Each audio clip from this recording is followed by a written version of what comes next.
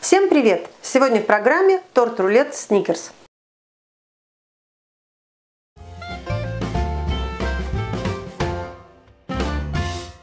Начать лучше всего с крема. И это будет крем с нугой. 4 грамма желатина, 1 чайная ложка. Залейте 25 граммами воды. Хорошо перемешайте и оставьте набухать.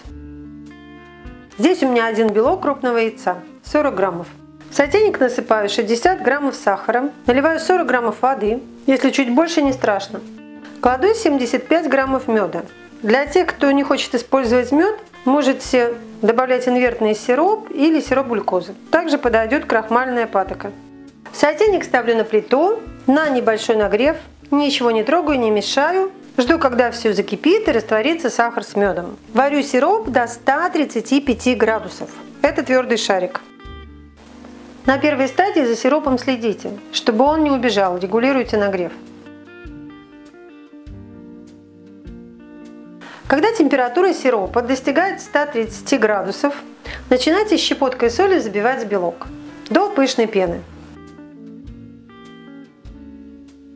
И когда сироп готов, дайте ему успокоиться, то есть подождите, пока бурление закончится, и начинайте аккуратно, но уверенной струйкой вливать его в белок. Не обязательно непрерывно, но и не затягивайте процесс. Старайтесь не попадать ни на посуду, ни на венчики, но если и попали, не надо очень сильно расстраиваться.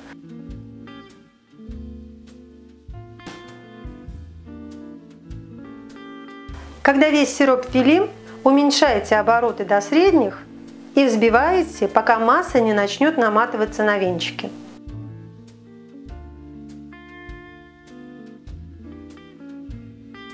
Когда это произошло, достаточно.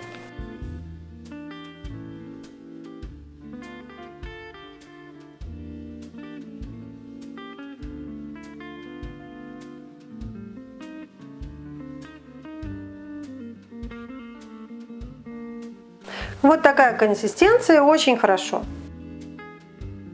Возьмите набухший желатин и в микроволновке или на водяной бане растопите его до полного растворения. Когда нуга остыла до комнатной температуры, достаньте холодные маскарпоне 300 граммов и частями введите в нугу. Перемешивайте на минимальных оборотах.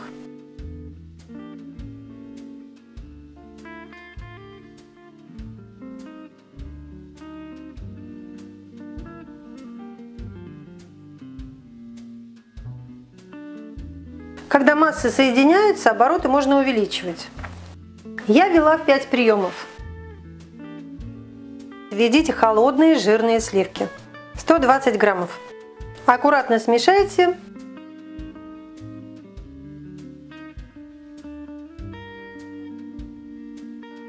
И взбейте.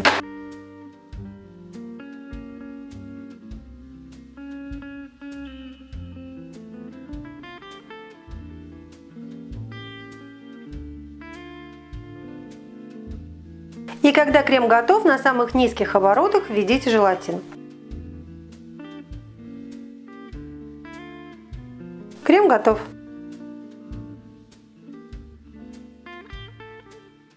Нежный, красивый, очень вкусный.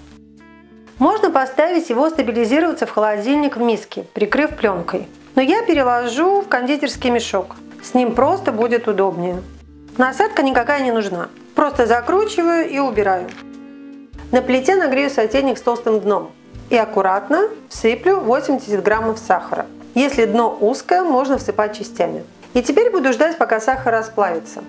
На первом этапе мешать его не нужно. Можно покачивать сотейник и регулировать нагрев так, чтобы сахар не горел.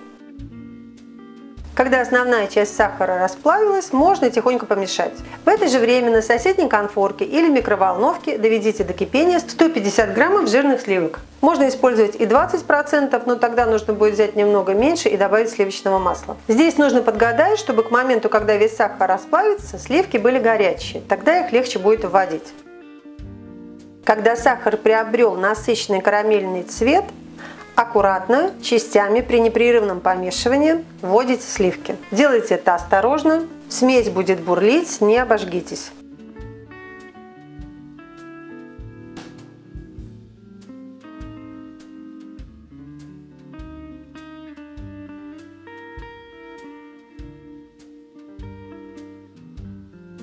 Можете добавить щепотку соли. Минуту проварите карамель и можно выключать. Когда карамель остыла примерно до 60 градусов, я добавлю к ней 100 граммов ореховой пасты. Это арахис. Немного его поджарила в духовке при 160 градусах 10 минут. И после этого измельчила блендером. Так что здесь кроме орехов ничего нет. И все хорошо перемешиваем. Если в пасте у вас попадаются кусочки орехов, ничего страшного.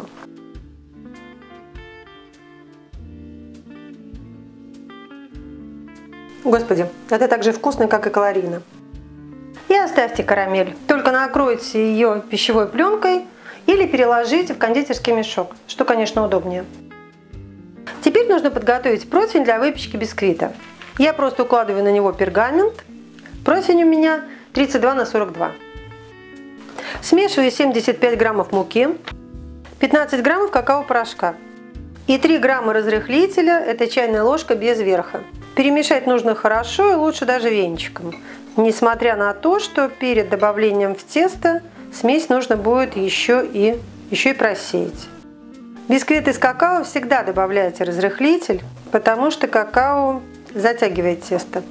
Здесь у меня 4 яйца, общий вес 200 граммов. Взбиваю яйца в пышную пену. И дождиком ввожу 90 граммов сахара. После этого взбиваю массу до такого состояния, когда рисунок на поверхности будет заметен. В процессе взбивания включите духовку, чтобы она у вас разогрелась до 190 градусов.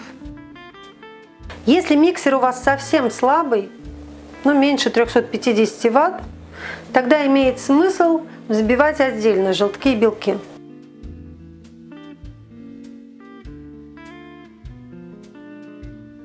Но вот видите, рисунок на поверхности не исчезает. В 2-3 приема ввожу сухие ингредиенты. Если венчиком вмешивать боитесь, вводите лопаткой. Видите, несмотря на то, что перемешивала, какао все равно остается комочками и оседает на дно.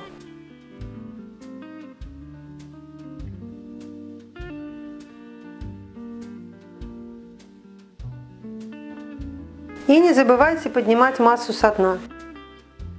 В последнюю очередь добавьте столовую ложку 10 граммов нейтрального растительного масла. Не буду показывать пальцем, но кто-то там писал, что не знает, куда деть масло виноградных косточек. Вот сюда. Красивое, правда?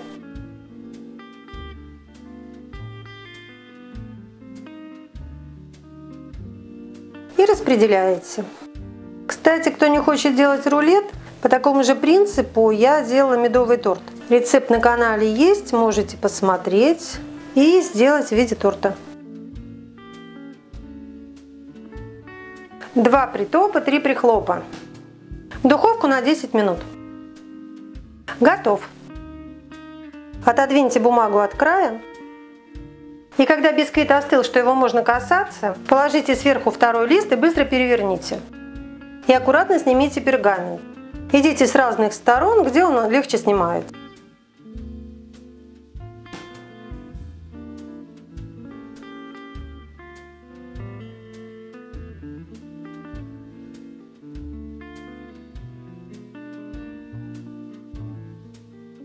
И теперь нужно перевернуть еще раз. Можно на тот же пергамент, но лучше все же взять новый. Теперь уже поаккуратнее, чтобы не упал бисквит. Если в себе не уверены, лучше подложите доску. И все. Я его перетянула на решетку. Пусть он полностью остынет. Когда бисквит полностью остыл, я беру пакет с карамелью, надрезаю носик, отступаю от края сантиметров 5 и наношу карамель. Аккуратно ее распределяю.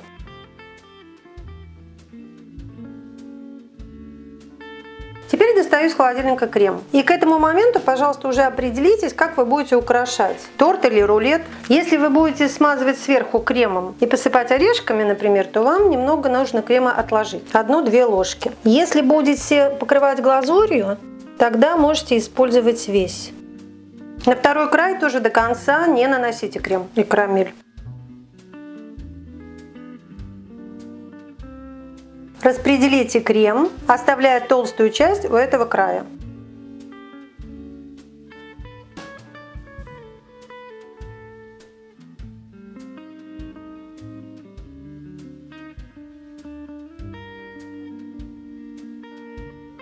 Вот таким образом я распределяю. К этому краю делаю совсем тонкий слой, а основной оставляю в самом начале. В общем, смысл ясен. Основная масса начинки собирается у края, с которого вы сворачиваете рулет. И к противоположному краю сходит на нет. Можно даже оставить 1-2 см пустыми, чтобы при сворачивании рулета крем не вылез наружу.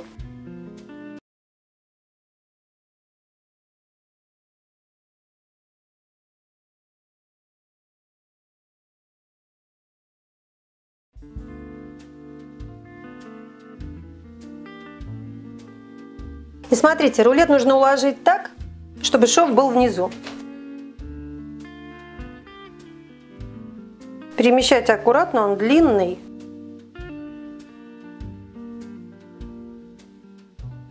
Еще раз проверьте, чтобы он лежал швом вниз. Переместите на доску и уберите в холодильник. На пару часов для стабилизации.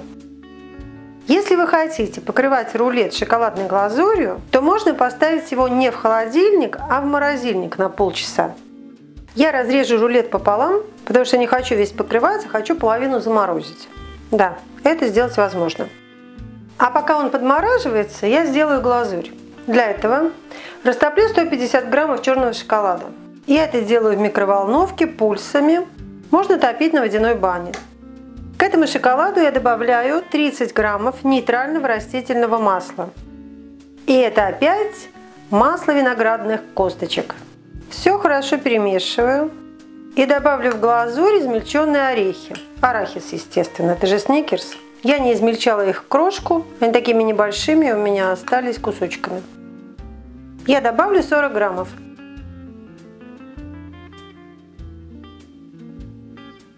И когда рулет хорошо охладился в морозильнике, лучше его, конечно, подержать часок, но мне, как всегда, нужно все вчера. Со второй стороны я его тоже обрезала, чтобы было красиво.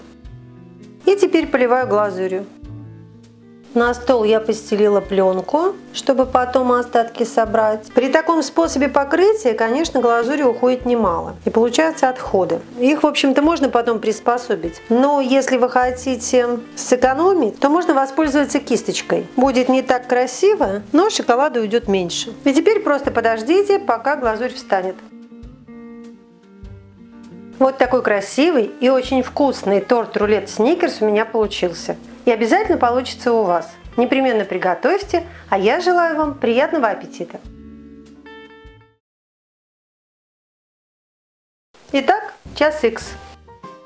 Посмотрите, по-моему, он прекрасен. Изделие с шоколадной глазурью лучше всего разрезать горячим ножом. Конечно же, вот таким. То есть вы обливаете нож кипятком, быстро вытираете его салфеткой и разрезаете рулет или торт. Если вы делаете это за столом, то возьмите высокий стакан с горячей водой и перед каждым разрезом погружаете туда нож, вытираете, разрезаете. И тогда глазурь не будет у вас так некрасиво ломаться, и разрезы будут очень аккуратные.